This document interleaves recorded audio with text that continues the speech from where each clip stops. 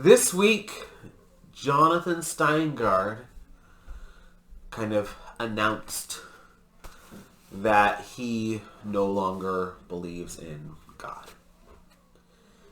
And in that announcement, that caused me to do a lot of reflecting, and you can read kind of some of my thoughts about that on the post on my Facebook, and it might even be posted to the church's Facebook at this point.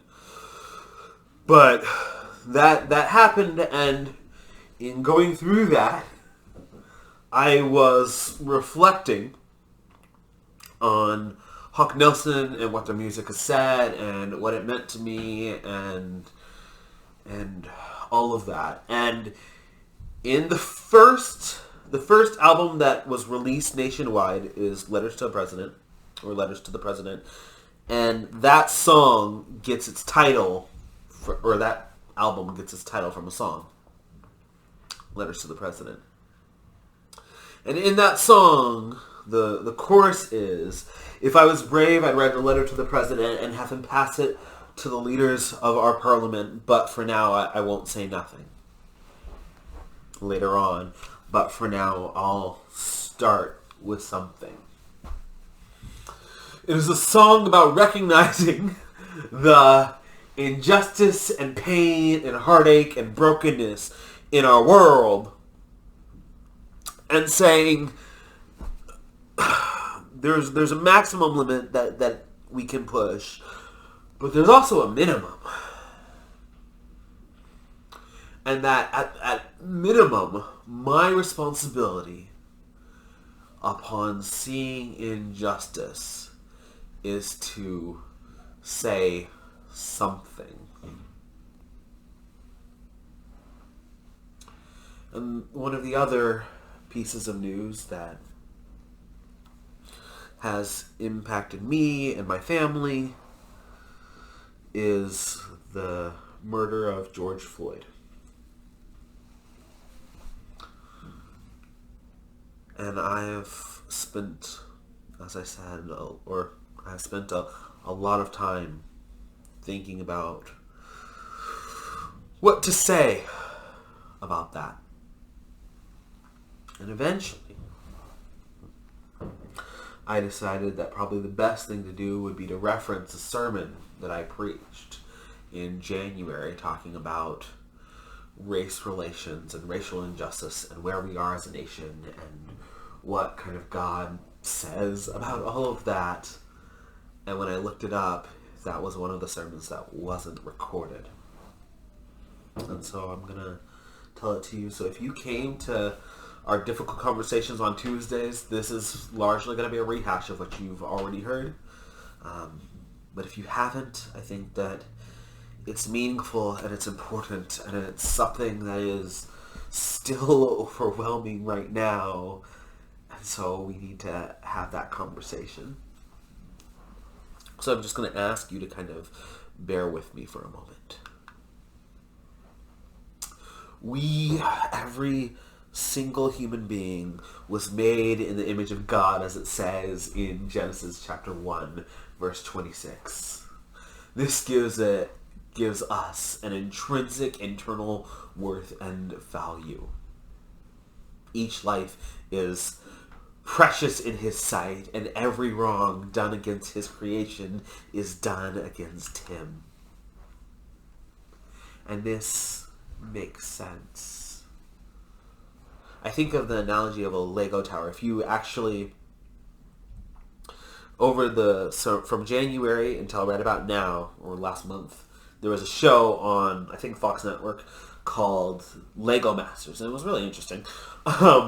And what they do is you have two people who are paired together, and they build like fantastic Lego inventions, and it's a competition, and they will compete in different ways in terms of like which one breaks the best, and like who's most inventive, and all of these things. And imagine that this is you. You are given 24 hours to just pour your blood, sweat, and tears into building a fantastic Lego sculpture. And so you think on it, you sketch it out, you build it, and you have this amazing thing.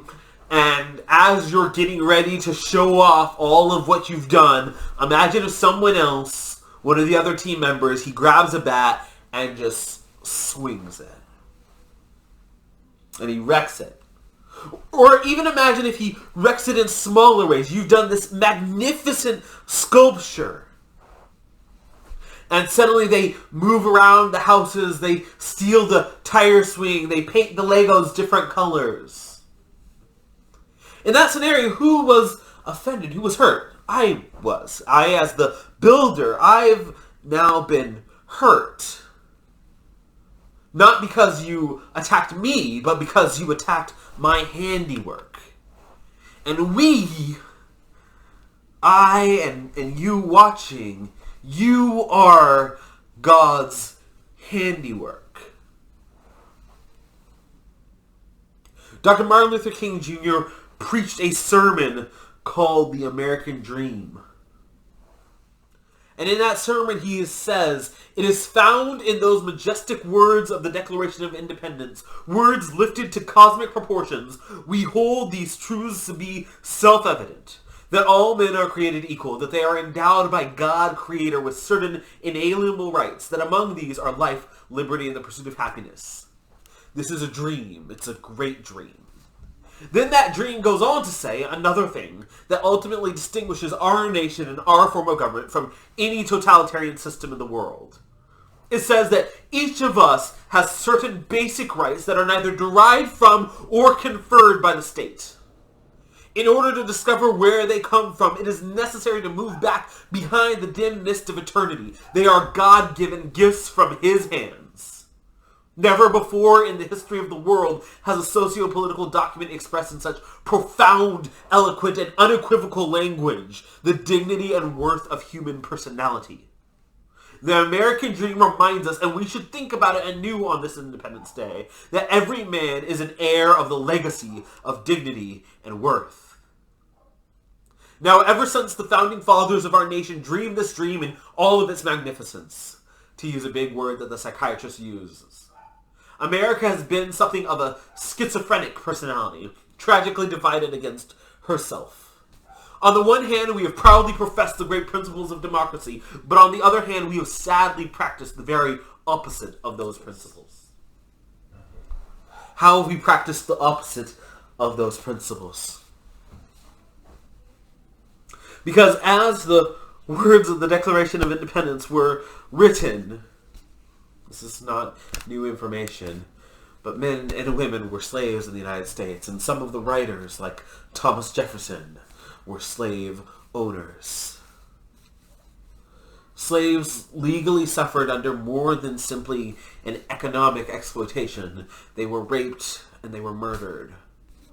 Slavery was more than just an economic system. It was a paradigm that is and was deeply entrenched in our understanding of the world. It said, it codified, it made literal that all men may be created equal, but blacks are not whole men. And as the slaves experienced this injustice, and were simultaneously exposed to the gospel in an amazing display of hypocrisy, they considered their circumstances.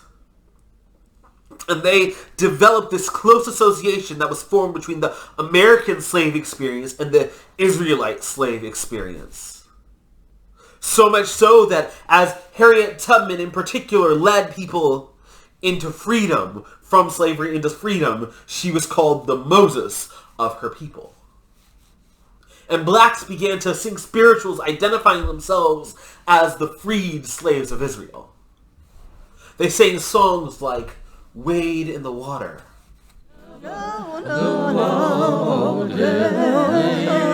See the children, they're dressed up in blue. You know my God's gonna trouble the water. Yeah, see, it looks looks like my people, they're coming on through. Well, my God's gonna trouble the water. Well, everybody goes and wait on in the water. Wait on in the water. Children, wait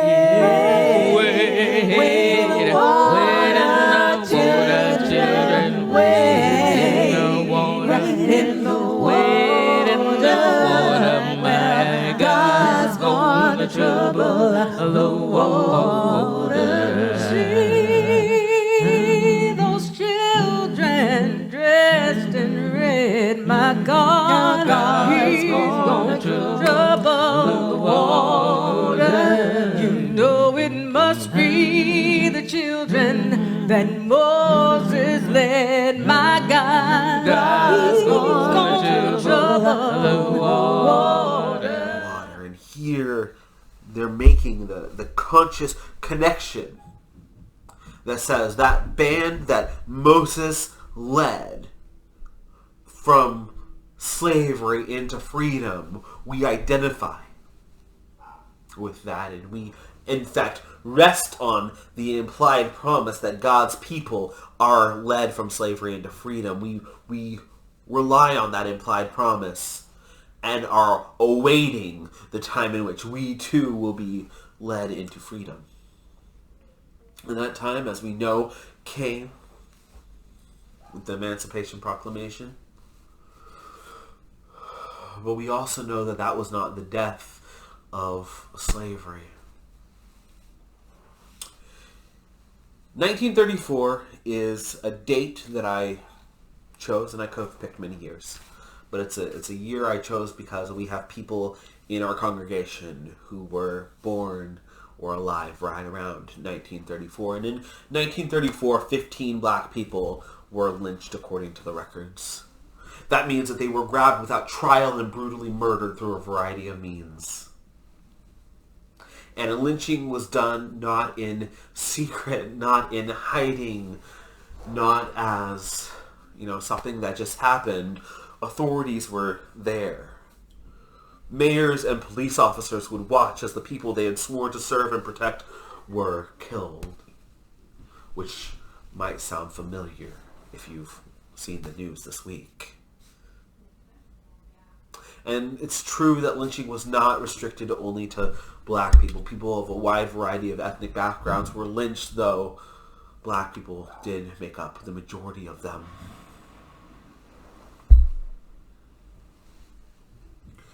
And it's this reality that led a poem to be written and later turned into a song called Strange Fruit. Southern trees bear strange fruit, blood on the leaves and blood at the root, black bodies swinging in the southern breeze, strange fruit hanging from the poplar trees. Pastoral scene of the gallant South, the bulging eyes and the twisted mouth. Scent of magnolias sweet and fresh, then the sudden smell of burning flesh. Here is fruit for the crows to pluck, for the rain to gather, for the wind to suck, for the sun to rot, for the trees to drop. Here is a strange and bitter crop. A lynching might have been uncommon. It was uncommon. But minorities suffered 1,000 indignities.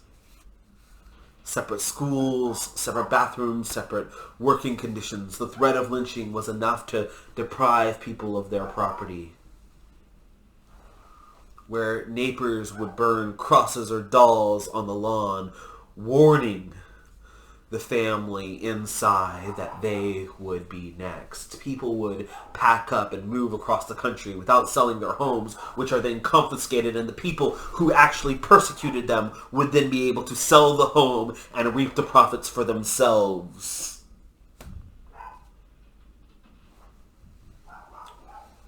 And we still suffer from the consequences of that today, because that was members of my family's experience. Well, time passed, and in 1963, a growing movement met at Washington, D.C., in part to hear a young black preacher speak. And at this historic event, Martin Luther King Jr. explored the conditions of the United States and his dream of its resolution. And he paints a picture of the promised land.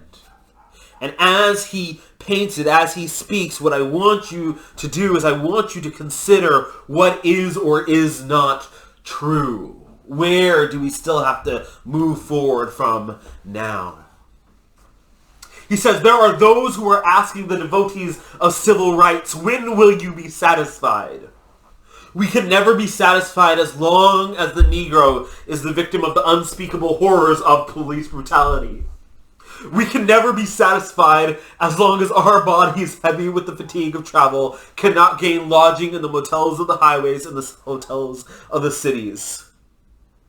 We cannot be satisfied as long as the Negro's basic mobility is from a smaller ghetto to a larger one. We can never be satisfied as long as our children are stripped of their selfhood and robbed of their dignity by signs saying, for whites only. We cannot be satisfied, and we will not be satisfied, as long as a Negro in Mississippi cannot vote and a Negro in New York believes he has nothing for which to vote. No, we are not satisfied, and we will not be satisfied until justice rolls down like waters and righteousness like a mighty stream. Where are we now? That was mostly a history lesson. And I know that some of you are sitting thinking, okay, you said what does God have to say about all of this? If you read the prophets, they're largely an indictment on the state of God's chosen people. There was a group of Israelites. Israel was called as God's chosen people, and God looked at how they were living their lives, and he speaks out against them, and he warns them. And in in the book of Amos especially, it's a indictment of Israel. And in Amos chapter 5, starting at verse 12, it reads, "For I know how many are your transgressions, and how great are your sins. You who afflict the righteous, who take a bribe and push aside the needy in the gate. Therefore the prudent will keep silent in such a time, for it is an evil time. Seek good and not evil, that you may live, and so the Lord, the God of hosts, will be with you, just as you have said. Hate evil and love good, and establish justice in the gate. It may be that the Lord, the God of the hosts, will be gracious to the remnant of Joseph." Israel had failed at being what God called them to be, because one of the major measurements that God is apparently using for Israel living up to their status as the promised land seems to be how Israel treated the marginalized in their midst. They were called to be a nation that lifts up the innocent, that cares for the poor, a nation that is deeply invested in justice, and they were not. They failed to be this, and the Lord's hand was then turned against Israel. Unless we think that this is just the Old Testament and that somehow things have changed with Jesus dying on the cross, we can then look at Romans chapter 12, verses 9 through 13, which reads, "Let love be genuine, hate what is evil, hold fast to what is good. Love one another with mutual affection, outdo one another in showing honor. Do not lag in zeal, be ardent in the spirit, serve the Lord. Rejoice in hope, be patient in suffering, persevere in prayer. Contribute to the needs of the saints, extend hospitality to strangers." 14 through 16. Bless those who persecute you. Bless and do not curse them. Rejoice with those who rejoice, weep with those who weep. Live in harmony with one another. Do not be haughty, but associate with the lowly. Do not claim to be wiser than you are. So what does Paul expect of the people who have chosen to follow Jesus? What does he think people who are following Jesus will do? Is they will hate what is evil and hold tightly to what is good. They will love one another with affection. They will look for ways in which they can outdo one another in showing honor. So when they come across someone who is of a lower status, a lower station than them, then their attempt should be, their thought should be, how can I raise this person up? How can I speak for this person? When they have people in their midst who aren't of them, they should be extending hospitality. And they should commiserate and join in the emotional experiences of those who are with them. They are called to rejoice with those who rejoice and weep with those who weep. The people of God in ancient Israel were called to be a people that care for the poor, weak, and marginalized among them. And the people of God who join with Jesus are called to be a people that love with mutual affection, extends hospitality to strangers, and associates with the lowly. Their experience with those who are marginalized, those who are suffering and hurting, should be to join and help and speak up.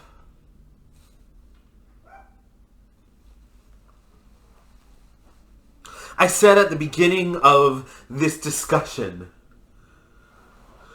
that Israel began to associate, or that Black America began to associate their walk with the walk of the Israelites, and Martin Luther King Jr. continues that as he dies.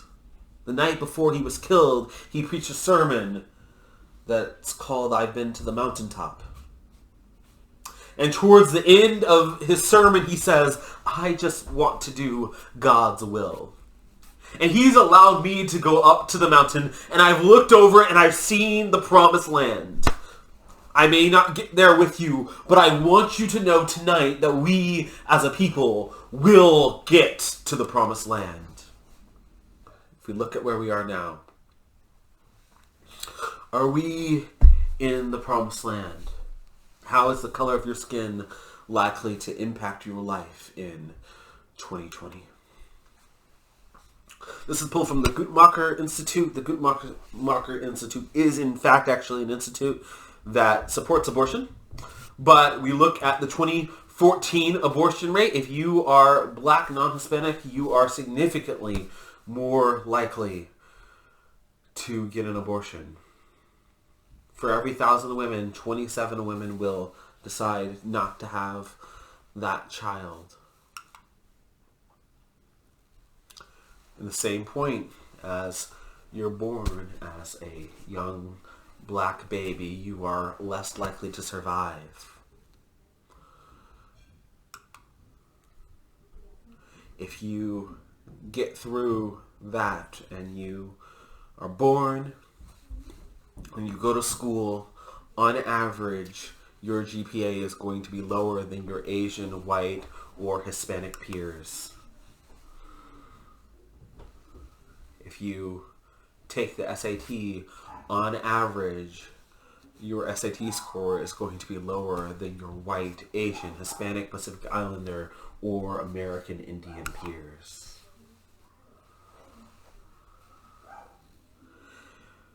Looking at last year's numbers, you are less likely to be employed than your white, Asian, or Hispanic peers.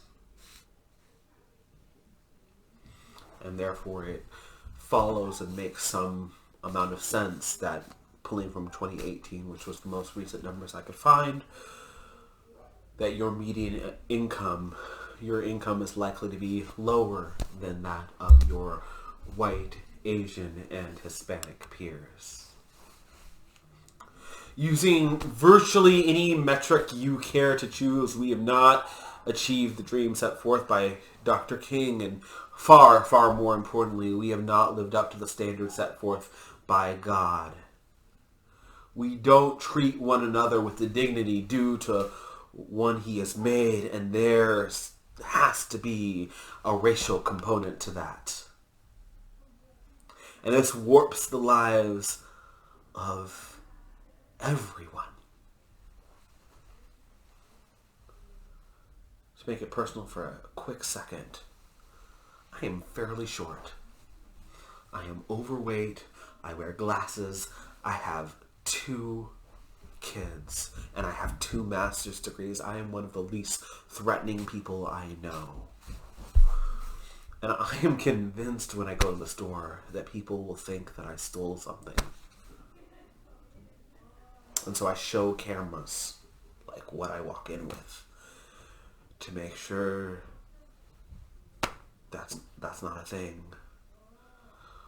I rehearse what I'm going to say to police officers.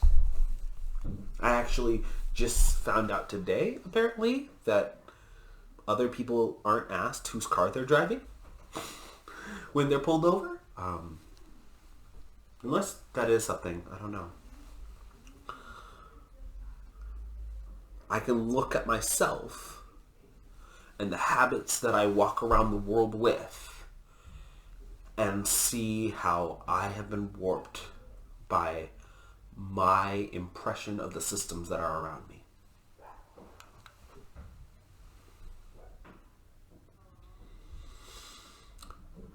Now, my expectation is that as you listen to this sermon, you are thinking, I'm not part of that. I'm not racist. I'm not contributing to the weaker education system or the lower unemployment rate. And that means we're at a really weird point, because we're a people looking for the promised land, and some of us inhabit that land and others don't.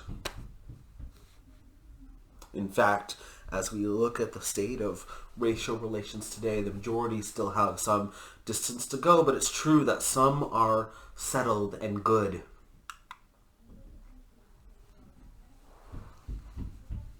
In those statistics that I shared, I'm not part of really any of them. I have a overall, I had a decent GPA and a good SAT score, and I graduated college, as I said, and my income is okay, and I have 2 fantastic children. I have been tremendously blessed. And as you're watching this, you might be like, I'm on the blessed side. The people of color that I know are on the blessed side. And so the question then is, what do you do? What do you do when you're journeying to the promised land and you've made great strides, but you aren't there yet? How are we who look at the situation and think, I'm not contributing to that, how are we called to act and move? And as we consider that, I want to go back to this Black America as Israel narrative. And I want to look at Joshua. Because Joshua takes over after Moses. He receives the promise of the promised land once more, and God repeatedly tells him to be strong and courageous. But as he gets ready to lead all of Israel into the promised land, there is actually already a problem. And the problem is that the people of Israel are split. 2.5 tribes have already received their inheritance. They are good. And in Joshua chapter 1, starting at verse 13, Joshua speaks to them. And he tells these tribes, remember the command that Moses, the servant of the Lord, gave you after he said, the Lord your God will give you rest by giving you this land. Your wives, your children, your livestock may stay in the land that Moses gave you east of the Jordan, but all your fighting men ready for battle must cross over ahead of your fellow Israelites. So he gives these people a twofold command. He says, okay, you're able to partake of some of the benefits of your arrival. You've arrived, that's okay. Your stuff is going to be safe. Your families are safe, and yet you are called to be on the front lines. You must, in fact, go ahead of those who are still seeking the promised land. Verse 14, you are to help them until the Lord gives them rest, as he has done for you, and until they too have taken possession of the land the Lord your God is giving them. After that you may go back and occupy your own land, which Moses, the servant of the Lord, gave you east of the Jordan toward the sunrise. So the command for those who are not currently experiencing the backlash, the command for those who have already entered into the promised land, is that Joshua says you're to help them until all of us are in the promised land, and only then are you in fact able to fully enjoy the promised land that has already been given to you. So that front looks like active aid, and it looks like remembrance, and it looks like prayer. So as you're watching this, that front looks like paying attention to what's happening and working for more equitable systems. That front might just look like sharing this, or sharing other conversations about what racial justice looks like. And if you're surrounded in a Christian circle, that front might just look like reminding each other that God's ultimate will for us is to work towards a more just society. That we are called to love one another. And if my brother or my sister is experiencing conditions that I would not want to have happen, part of what loving one another looks like is working in order to eliminate those conditions so that they can enjoy the same life that I would prefer. And so as we close this, I want to encourage you to share. I don't think I've done that. But I want to encourage you to share this video. I want to encourage you to pray. I want to encourage you, as you're gathering with other believers, I want to encourage you to have these conversations and remind one another what we're called for. Thank you.